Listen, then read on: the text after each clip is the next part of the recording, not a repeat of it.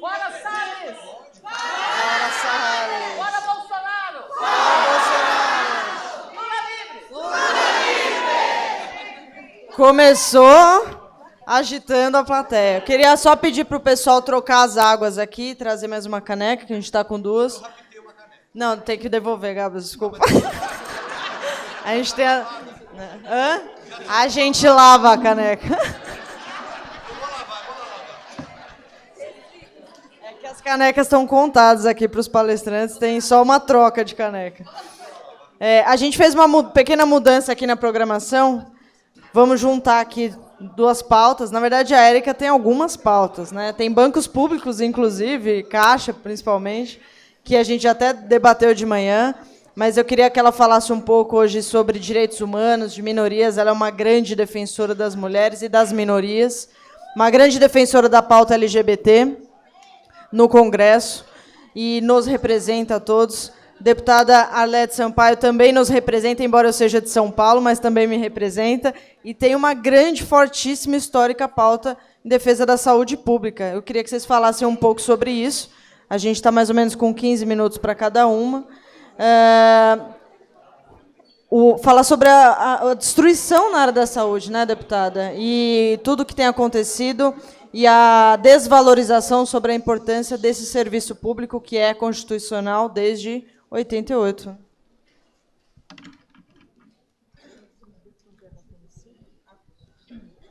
Bem, boa tarde a todos, a todas.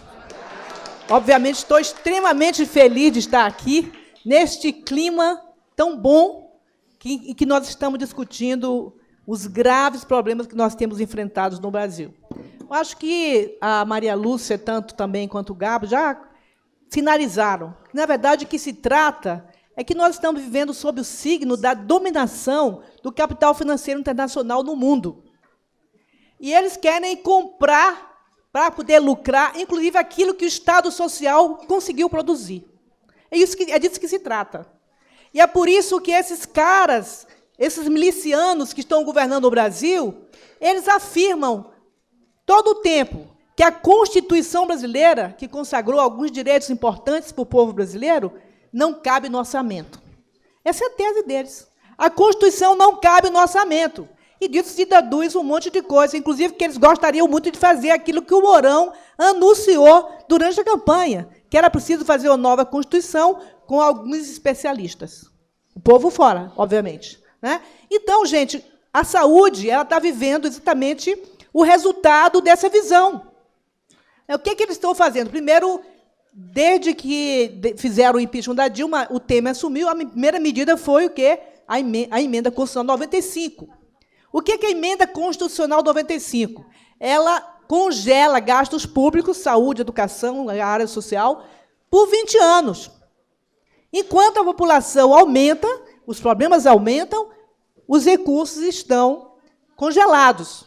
E agora o Guedes anuncia, inclusive, o fim de toda a vinculação orçamentária para a saúde, para a educação, para todas as áreas. Então, a saúde está vivendo uma crise profunda de financiamento. Né? Além disso, como eles não estão nem aí, nem um pouco preocupados com a sorte do povo, com a vida das pessoas, uma das primeiras medidas foi, sob a alegação ideológica de que estava combatendo os cubanos, não é? Acabar com os mais médicos. E aqui o Gabo já falou, não é? Eles fizeram o quê? Recriaram agora o Médicos para o Brasil. Mas não sei se vocês prestaram atenção naquilo que foi divulgado pela direção da Unimed, dizendo que a Unimed ia participar desse programa. Ou seja, na verdade, eles vão tirar os mais médicos e colocar um sistema em que eles pagarão a uma empresa para prestar serviço à população. Então, é um absurdo. Eles estão fazendo isso em toda parte. Não é? Então, aquilo que nós conquistamos duramente, desde a nossa grande, não é, importante Conferência Nacional, 8ª Conferência Nacional de Saúde, que foi quem debateu e definiu mais ou menos aquilo que a gente colocou na nossa Constituição. Pela primeira vez na história desse país, uma Constituição consagra um capítulo à Seguridade Social, compreendendo a saúde, a previdência e a assistência. E define, inclusive, um orçamento para a Seguridade Social, que agora eles estão, evidentemente, desconstruindo toda essa construção do que significa a Seguridade Social, no sentido de construir uma rede de proteção social para o povo. Então, isso está em xeque. Né?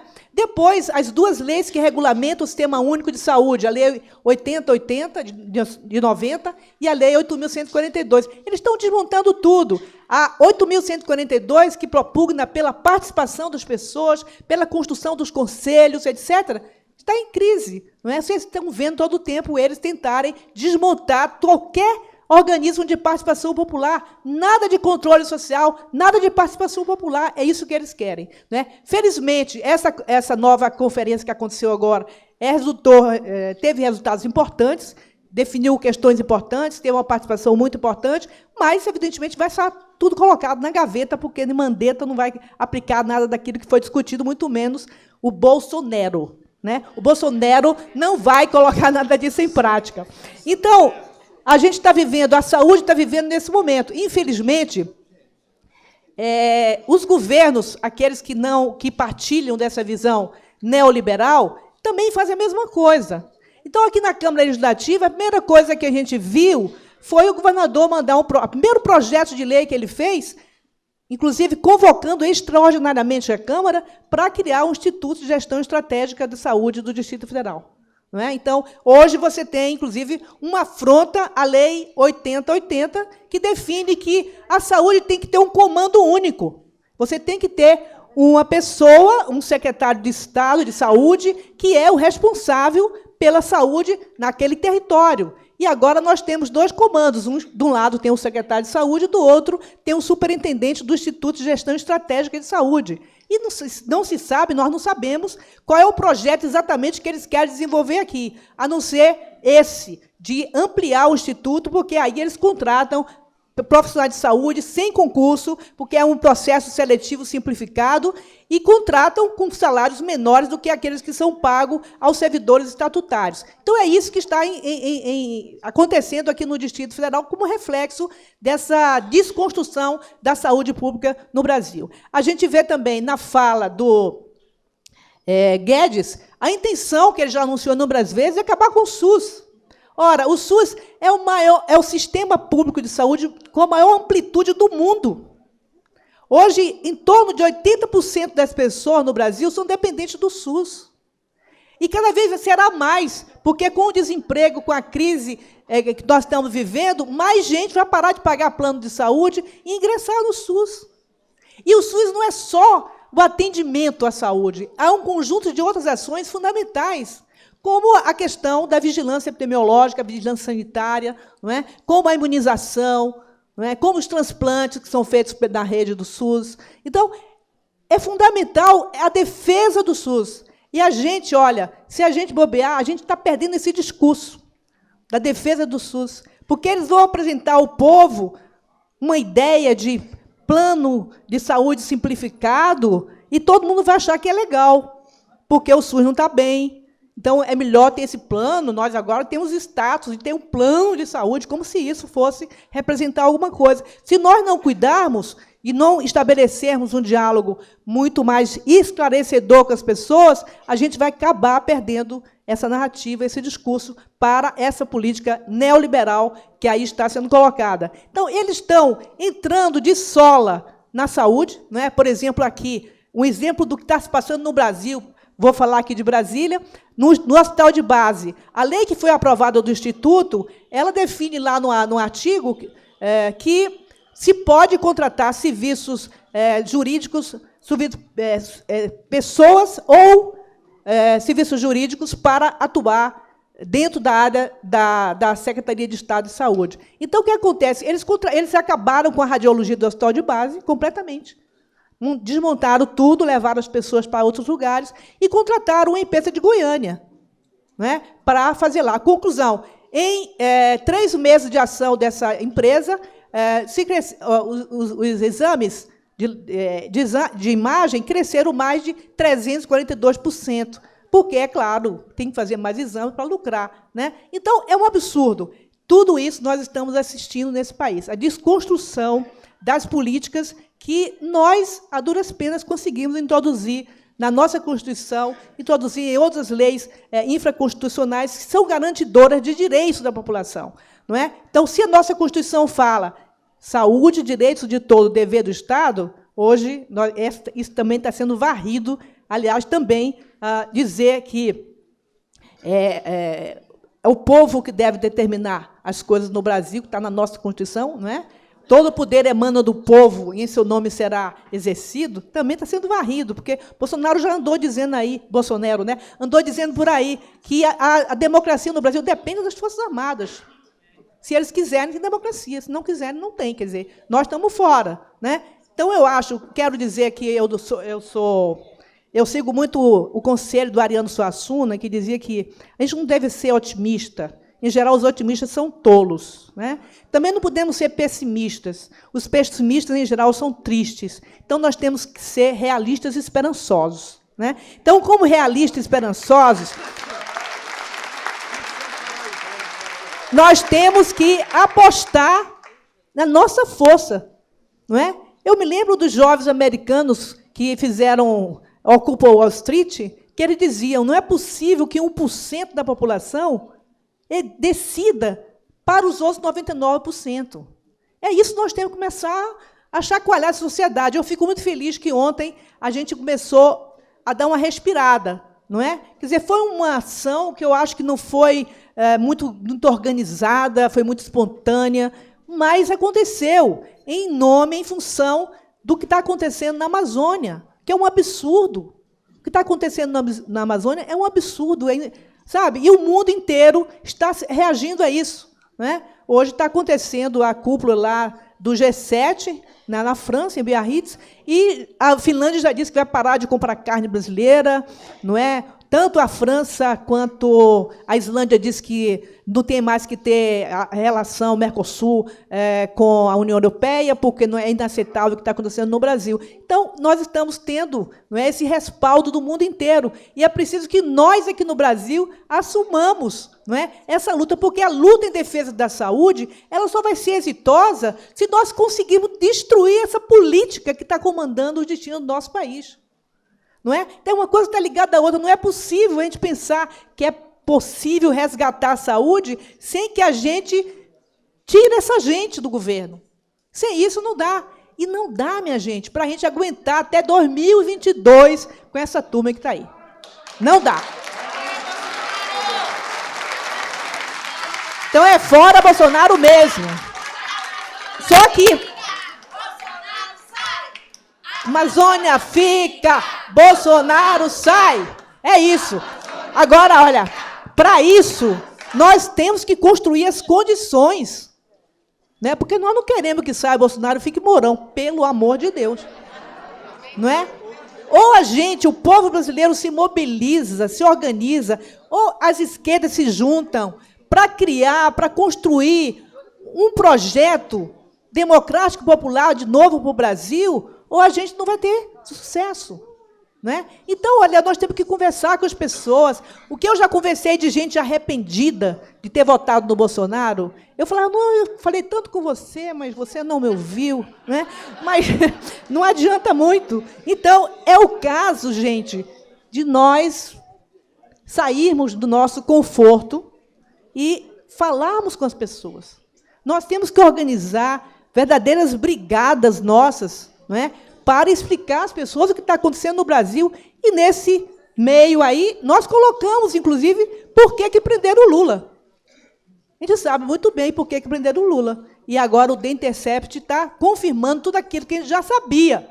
Não é? Que tiraram o Lula da jogada porque eles querem, e particularmente os Estados Unidos estão completamente por trás de tudo isso. Vocês devem ter assistido O Dia que Durou 21 Anos, né, aquele filme maravilhoso que mostra o papel dos Estados Unidos na montagem do golpe de 64, e agora a mesma coisa está acontecendo.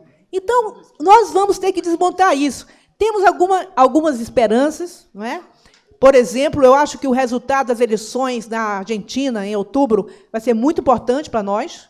Se conseguirmos fazer com que o Macri seja derrotado e nós possamos trazer de volta o kirchnerismo para o governo, nós vamos ter uma força ali auxiliar daquilo que a gente quer. Aliás, o Bolsonaro andou xingando o Fernandes, né? E ele reagiu muito bem. Ele disse, olha, esse cara não está com nada, nós queremos tirar o Lula da cadeia para que o Lula seja presidente. Então, é isso que nós precisamos. Então, gente, temos que estar muito atentos, temos que estar muito vigilantes e temos que, sobretudo, nos juntarmos para, numa grande brigada, fazer de novo um grande movimento social capaz de sacudir essa gente que está aí. Acho que a gente começou a dar o primeiro passo, né? E nós não podemos permitir que ele se reconstrua nesse período. Bem, é claro que, como eu chamei para falar da saúde, para concluir, então, voltando para a saúde, eu repito, não há chance de nós salvarmos o SUS, de voltarmos a investir pesadamente no SUS, com esse povo governando. É condição sine qua non para salvar a saúde, tirar essa gente, destruir esse projeto de desconstrução, de destruição do Brasil que está governando aí. Então, portanto, estamos juntos nessa luta. Lula livre, fora Bolsonaro.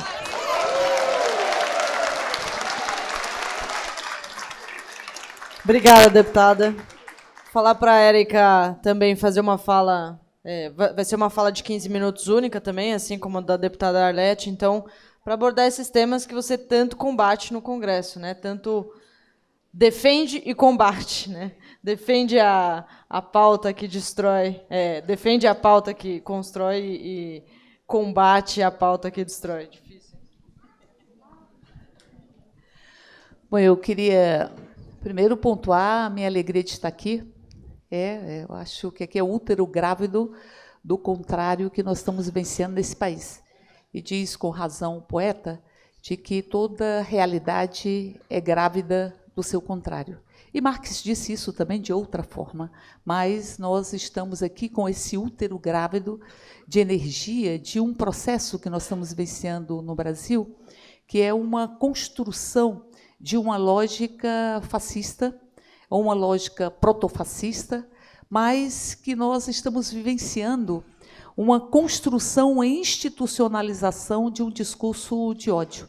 Nós temos o país sem projeto de desenvolvimento nacional, por isso é um país dominado pela financeirização da economia, e essa financeirização não guarda qualquer relação nem com o mercado de trabalho, porque não produz, nem com o mercado interno, nem com infraestrutura para escoamento de produção, ou seja, estar descolado de qualquer processo de reestruturação de cadeias produtivas. Inclusive, não precisa dos instrumentos estratégicos, não precisa da energia, não precisa do crédito produtivo, não precisa dos instrumentos estratégicos que representam as nossas estatais, o patrimônio do povo brasileiro. Então, eu diria que o fascismo ousa, e me lembra muito Nelson Rodrigues, quando diz o absurdo está perdendo a modéstia. E o absurdo realmente está perdendo a modéstia neste país. E eles conseguem verbalizar e simbolizar isso, que é esta construção de colocar em xeque a Petrobras, de colocar em xeque a existência da própria Caixa, porque ainda que eles digam que não vão privatizar a Caixa ou o Banco do Brasil, eles estão abrindo um capital do Banco do Brasil que pode possibilitar a retirada do controle acionário. E na Caixa eles estão discutindo a retirada do controle do FGTS, já tiraram a Caixa do Conselho Curador do FGTS. Eles nomearam como vice-presidenta da Caixa uma pessoa para coordenar a gestão de ativos de terceiro, uma pessoa que não tinha as prerrogativas necessárias para operar na Bolsa. Então, a Caixa ficou impedida de operar na Bolsa, na gestão de recursos de terceiros, que eles também querem entregar. Então, nós temos uma esqueletização. Nós estamos vendo o presidente do Banco do Brasil divulgar para todos os lados deste país que o banco seria melhor se fosse privatizado. E que ele vai mitigar esse problema enchendo no Conselho de Administração do Banco do Brasil de representantes do mercado ou do sistema financeiro dos bancos privados, inclusive bancos internacionais. Ora, é um banco que disputa mercado. É um banco que tem concorrentes e que está introduzindo no seu planejamento estratégico ou no conselho de administração representantes dos seus próprios concorrentes. É o absurdo perdendo a modéstia. E é uma ousadia sem tamanho, de um governo que foi eleito sem dizer qual era o seu programa para o país. Em nenhum momento isso foi dito, mas que foi eleito em cima de um discurso de ódio, que ele mesmo assume. Nós estamos para destruir, nós não estamos para construir. Ou seja, é um discurso de ódio. Discurso não é inocente. Discurso, ele é ponte entre pensamento e entre ação. E discurso se transforma em bala, discurso se transforma em hematoma, discurso vira estatística nesse país. O discurso de ódio que é construído, ele significa um ataque aos direitos que foram conquistados neste país, sempre com muita dor. Sempre com muita dor. Os direitos são frutos de dor, mas também são frutos de luta, são frutos de conquista, são frutos de esperança, enfim. Eles estão solapando o conjunto dos direitos. Não é à toa que buscam atacar a educação. O ataque às universidades é um ataque doloso, não é um ataque apenas de opções para construir um dito ajuste fiscal que não existirá com o nível de liberalidade, com o nível de crescimento vertiginoso das nossas despesas financeiras. Portanto, eles estão buscando silenciar a própria universidade, silenciar a própria educação e tem focos de atuação. O foco de atuação para que eles se utilizem dos instrumentos que esse Brasil conquistou para consolidar e fortalecer e conquistar direitos para o seu próprio contrário. É o que nós estamos vivenciando no Ministério do Meio Ambiente. É o Ministério do Meio Ambiente que é office boy do latifúndio. Office boy do latifúndio. E que é ventríloco daqueles que acham que o Brasil cabe dentro de uma cerca e que o povo brasileiro é gado. Ah, que o Brasil cabe dentro de uma cerca e eu enfio as minhas estacas para construir essa cerca na alma do povo brasileiro, nos territórios indígenas ou nos territórios quilombolas. E eu vou construindo um Brasil que nos lembra que não fizemos o luto do colonialismo, porque há uma redição da função dos bandeirantes no nosso país. É como se não houvesse o luto de um colonialismo, onde os donos da terra também se sentiam donos das mulheres, também se sentiam donos das crianças, também se sentiam donos dos trabalhadores. Nem o luto da escravidão, nem tampouco o luto da ditadura. Nós temos pedaços desses períodos traumáticos na nossa contemporaneidade. Estamos vivenciando uma ferida profunda no tecido democrático. O golpe contra Dilma, ele é um golpe continuado, um golpe não fica ensimesmado. Ele vai esgaçando o tecido dos direitos, vai buscando naturalizar as diversas formas de violência e vai buscando fazer com que tenhamos um Brasil onde não cabe o povo brasileiro, onde não cabem os direitos do povo brasileiro. Eu lembro, quando a gente começou a discutir a PEC dos gastos, uma fala e uma frase do Adi Damu, que era parlamentar naquela época, ele dizia: esse é o coração pulsante do golpe. É o coração pulsante do golpe. A emenda constitucional 95, o que eles estão fazendo com a Previdência, as PECs que buscam retirar os territórios indígenas do povo, dos povos indígenas. Uma das PECs que nós conseguimos evitar que fosse aprovada a sua admissibilidade nesta semana, ela possibilitava que 50% do território indígena ficasse à mercê da FUNAI, para que ela pudesse estabelecer qualquer empreendimento ali. E o Brasil está vivenciando o risco de termos a mineração cortando os territórios indígenas, sem nenhum tipo de respeito à Convenção 69 da OIT, que diz que o destino e o território indígena tem que contar com a fala e a consulta dos próprios povos, ou os povos originários. E o que eles diziam na reunião da CCJ? Não, você não é indígena, você não fala em nome do indígena. Sabe o que significa isso? É arrancar a alteridade, é arrancar do outro a capacidade de viver uma humanidade que pressupõe ter consciência crítica. É que o outro só vai existir se ele for o meu espelho, se tiver a minha família, se tiver a minha forma de ser, a minha forma de amar, se coadunar das mesmas concepções que eu defendo. Então, portanto, nós estamos vivenciando um processo de arrancar a humanidade do conjunto da população brasileira. Este governo foi eleito com um discurso do ódio. Ele se apropria desses instrumentos porque se apropriou da educação. Nós temos um representante no Ministério da Educação que acha que a educação tem que ser bancarizada e que cria um programa que pode chamar friture-se, pode chamar fature-se, pode chamar frature-se, mas não é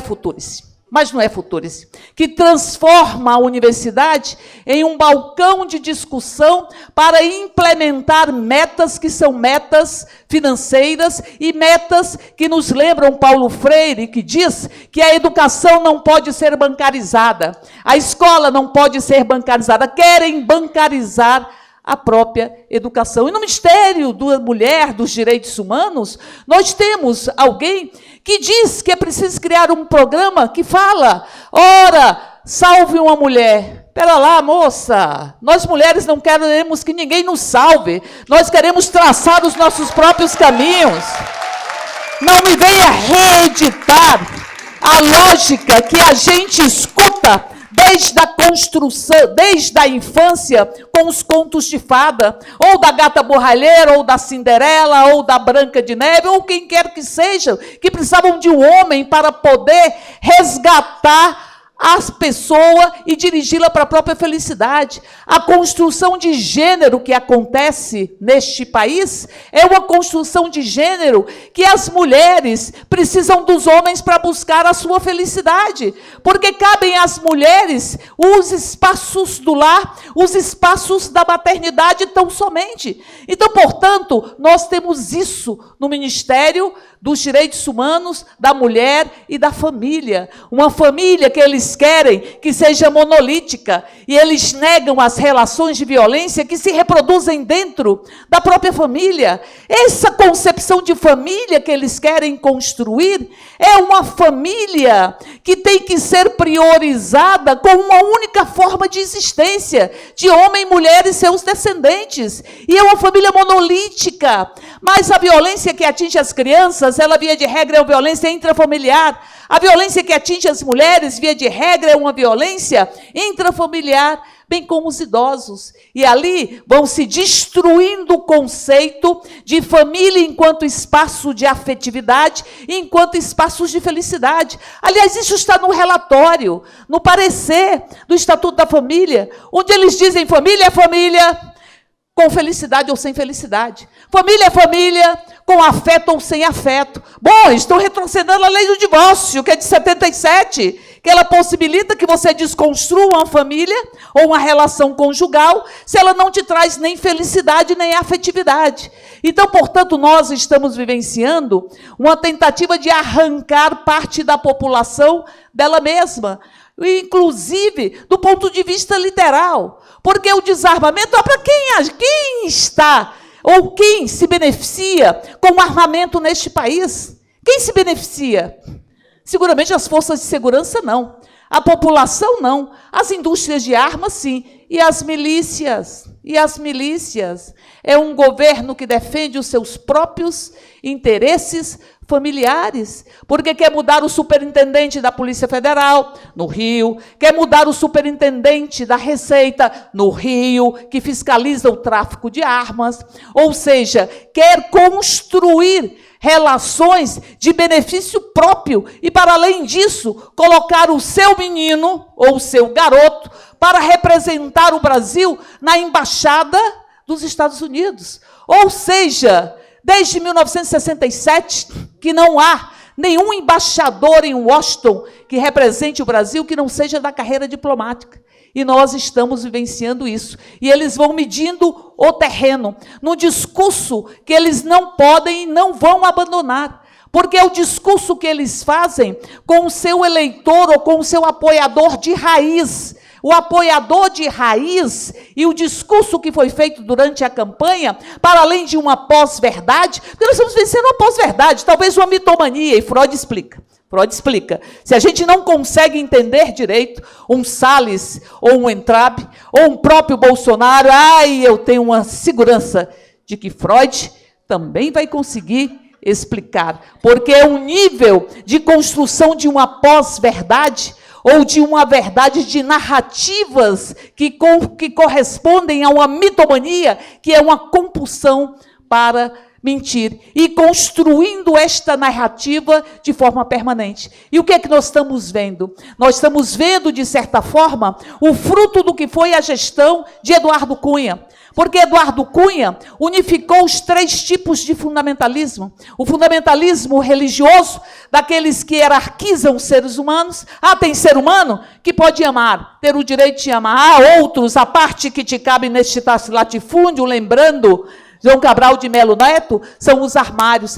Tem ser humano que pode ter direitos, outros são seres humanos que não têm o direito a esta própria existência. Então, este fundamentalismo religioso, que se aliou com o fundamentalismo patrimonialista, representado pelos latifundiários, representados por aqueles que acham que podem destruir a Amazônia em função do seu próprio benefício. Eu lembro muito que houve uma CPI do INCRA e da FUNAI, e eu participei dela, onde eles buscavam criminalizar os povos indígenas, criminalizar os povos quilombolas e impedir a homologação das terras indígenas e das terras quilombolas. Por isso a CPI do INCRA e da FUNAI.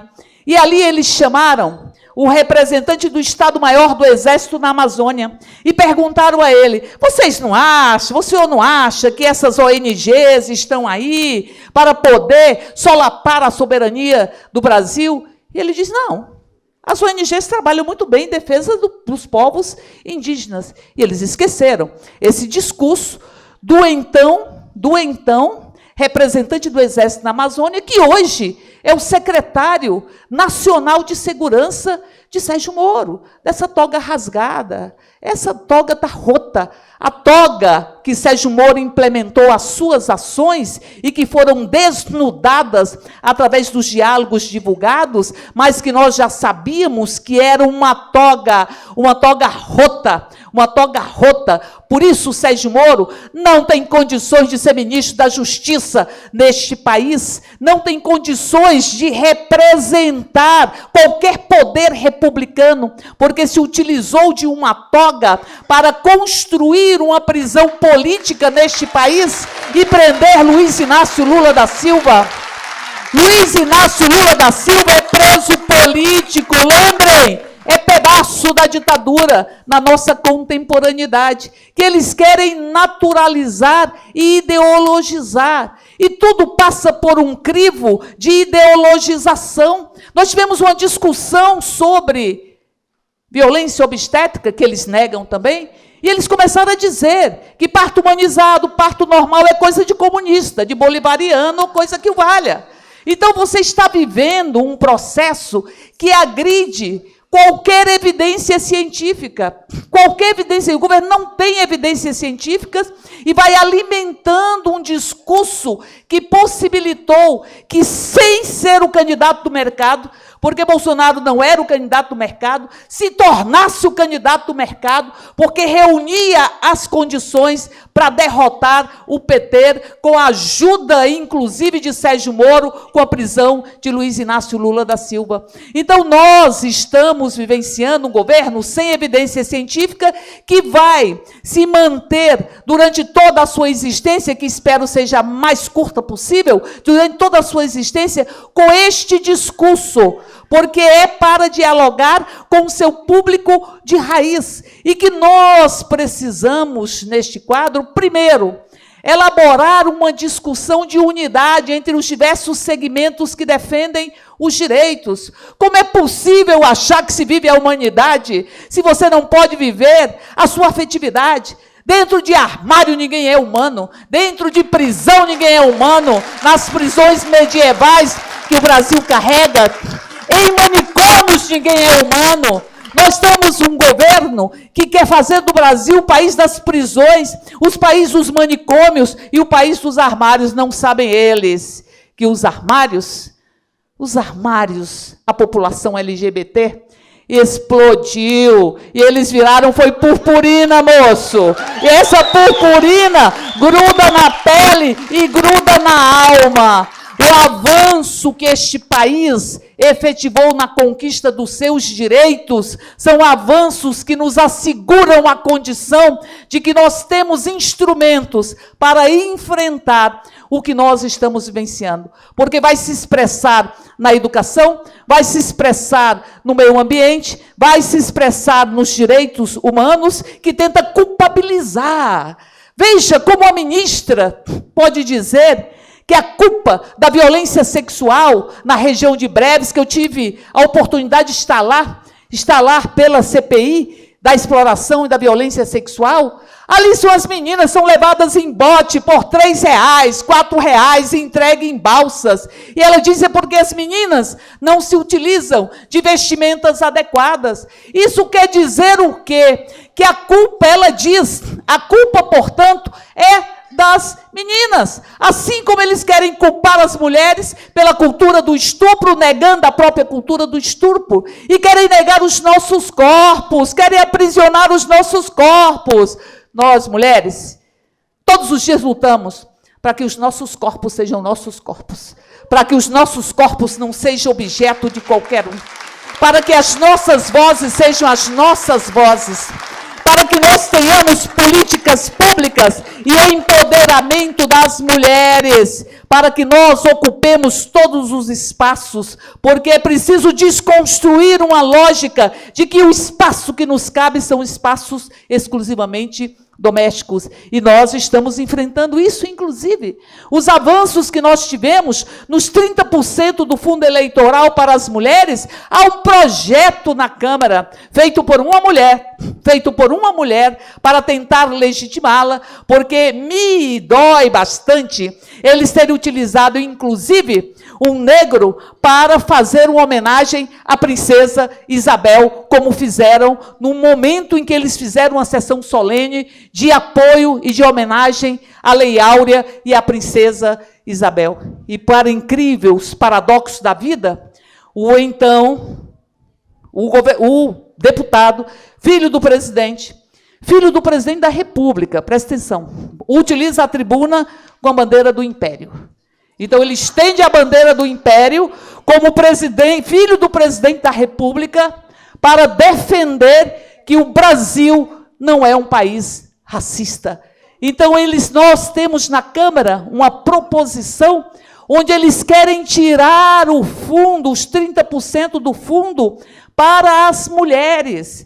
E querem fazer isso se apropriando de um discurso de defesa das próprias mulheres, dizendo, não, as mulheres não precisam de cota, as mulheres não precisam porque têm capacidade. Ora, tem tetos e tem paredes de vidro, e paredes e tetos de vidro, se você não as identifica, você não pode combatê-las, e se você não as identifica, a culpa passa a ser de quem não consegue superar a parede e o teto de vidro. Então, há uma culpabilização, que é um dos instrumentos mais profundos de dominação das mulheres. Com as ditaduras da perfeição, é como se dissesse, vai, ocupa teu cargo público, mas teu filho não pode adoecer, mas tua casa tem que estar sempre limpa, mas você tem que estar disponível para o seu marido, independente da sua própria vontade. É uma culpabilização da mulher quando ela não exerce o conjunto das funções que eles querem impor nessa construção de gênero. Aliás, gênero passou a ser uma palavra banida. Eu tenho a impressão que se tiver um projeto falando de gêneros alimentícios, eles vão se levantar e vão dizer, não pode ter a palavra gênero. Aí eu acho que eles estão inaugurando uma nova patologia. É uma generofobia. Ou é uma fobia morfológica, porque a palavra gênero não pode ser dita. Por isso eu concluo apenas dizendo que nós vamos fazer, pela Comissão de Direitos Humanos, que é presidida pelo nosso companheiro Helder Salomão, do PT do Espírito Santo, e pela Comissão de Legislação Participativa, presidida pelo nosso companheiro Leonardo Monteiro, do PT de Minas Gerais, um diagnóstico das violações de direitos no Brasil. Nós queremos fazer mesas, como se fossem rodas de conversas, para que nós construamos. A gente pode sentar e construir um diagnóstico, porque é muito evidente o que está acontecendo no Brasil, do ponto de vista da retirada dos direitos, da naturalização das violências, porque se as violências são naturalizadas, elas são entranhadas no tecido da própria sociedade. Mas nós queremos fazer a construção de um diagnóstico para que nós possamos levar para Genebra e possamos denunciar com todos os aspectos que nós estamos vivendo de violação de direitos. Nós estamos buscando uma reunião com as parlamentares, que são parlamentares progressistas nos Estados Unidos. Nós queremos conversar sobre o que está acontecendo no Brasil, mas nós queremos também criar articulações necessárias para que o Congresso estadunidense possa exigir a investigação sobre a participação dos Estados Unidos na Lava Jato e nas eleições aqui do Brasil. E no golpe implementado. Porque um golpe, como diz, ele não fica ensimesmado. E relação, olha, direito não anda isolado. Democracia também não anda isolado. São os direitos que levam a democracia para um Brasil esquecido, invisibilizado, para um Brasil profundo, transforma a nossa democracia, usando um termo de Boaventura, em uma democracia de alta intensidade e não de baixa intensidade. E a democracia é fundamental para os direitos. Eles estão destruindo todos os instrumentos, impedindo, criando obstáculos para todos os instrumentos de uma democracia participativa e uma democracia direta. Por isso, prendem Luiz Inácio Lula da Silva. Eu vou encerrar apenas lembrando o que Lula fala muito. E Lula fala que todos os períodos difíceis da sua vida, ele conversava com a sua mãe, e a sua mãe dizia: teima, meu filho. Teima, meu filho. E aí eu digo, vamos teimar. Vamos teimar. Vamos teimar para mostrar que ideias são imunes às balas. Por isso, Marielle Franco surge todos os dias nas periferias deste Brasil. Por isso, Margarida Alves ocupou e fez uma primavera aqui no Distrito Federal, como fizeram as indígenas, as mulheres indígenas e a população também em situação de rua, que esteve marchando sobre o DF nesta semana. E as ideias são também imunes às grades. Como disse Lula, quando eu não conseguir mais falar, eu falo por vocês. Quando eu não conseguir mais andar, eu ando por vocês. E quando meu coração não conseguir mais bater, ele bate no coração de vocês. A Lula, está aqui as nossas pernas, as nossas vozes e os nossos corações, para que nós possamos teimar e cantar a canção que o poeta diz: adormece as crianças e acorda os adultos. E ela diz: fora Bolsonaro, Lula livre!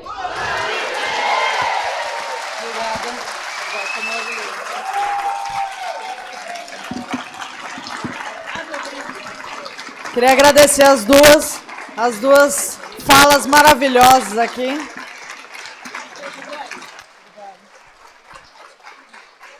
A gente tinha